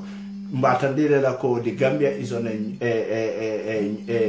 new direction bari ni nata jibe bi Gambian ko fele pura e fenne organize Gambian in ala sonta soma mbe jedi amula pura public utility regulatory authority mi yalon ko wolle be consumer sol ning provider solo tema mon minia misal fe GSM company bari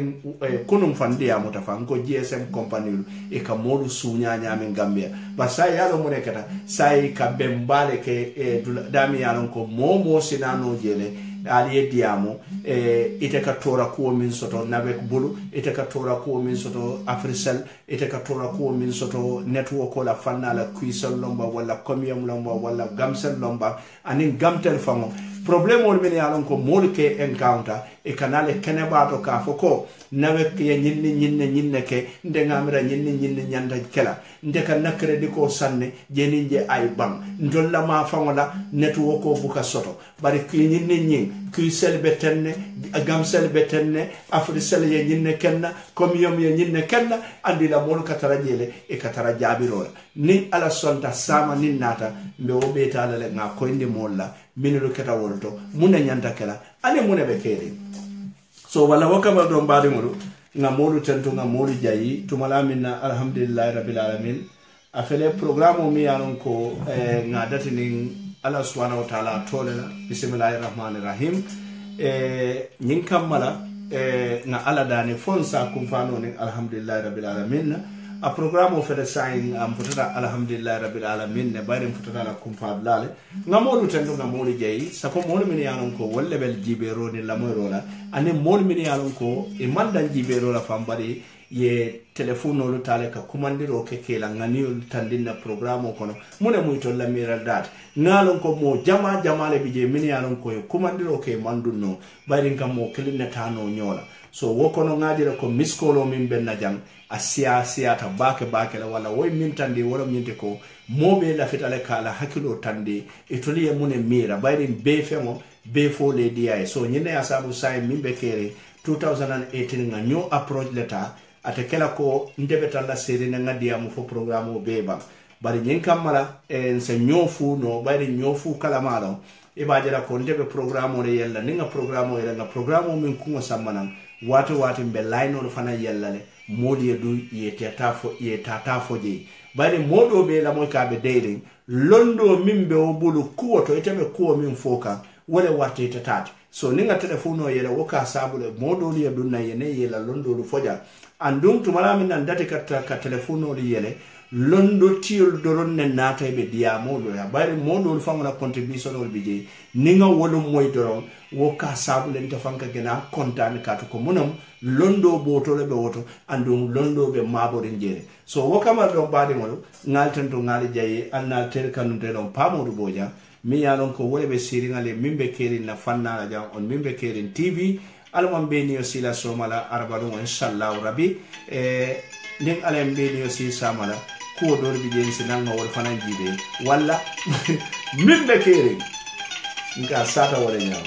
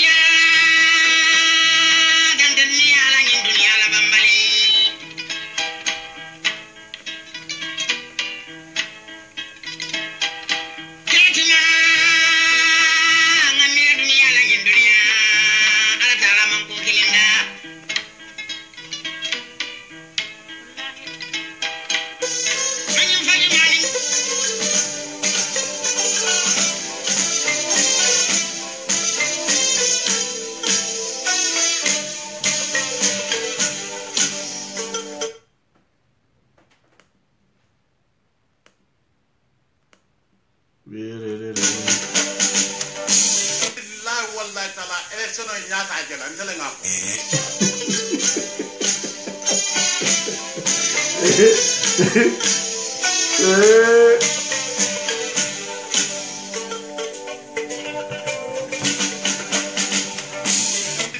wallahi taala election o nyata jela ndele ngako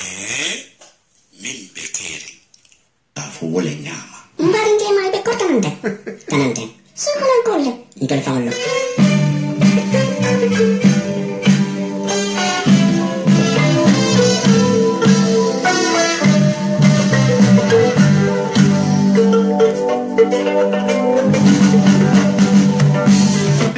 wallahi taala election o nyata jela ndele ngako min bekeri ikafu wole nyama mbaringe mai be kortanante tanante sukulan kolle ndole fawlo wodi mune yana min bekeri mune bekeri he mbatu mana foye mundo pamudu bo janna min bekeri jele mu kabe foti kabe fo e kamune fo he man sa jaw min be mbulu mi lafta la kolo be nonna ikata pamudu bo janna min bekeri ne ka foda mi ye whatsapp mi bije min fondin ke ko ya kol min be lankan ibe obe moy la jele andun je min bekeri e ka fo wala nyama min bekeri e ka fo wala nyama ali tara mano be dame ali dingo bla ni wonda to bebe sare na o dinga kingo man dingo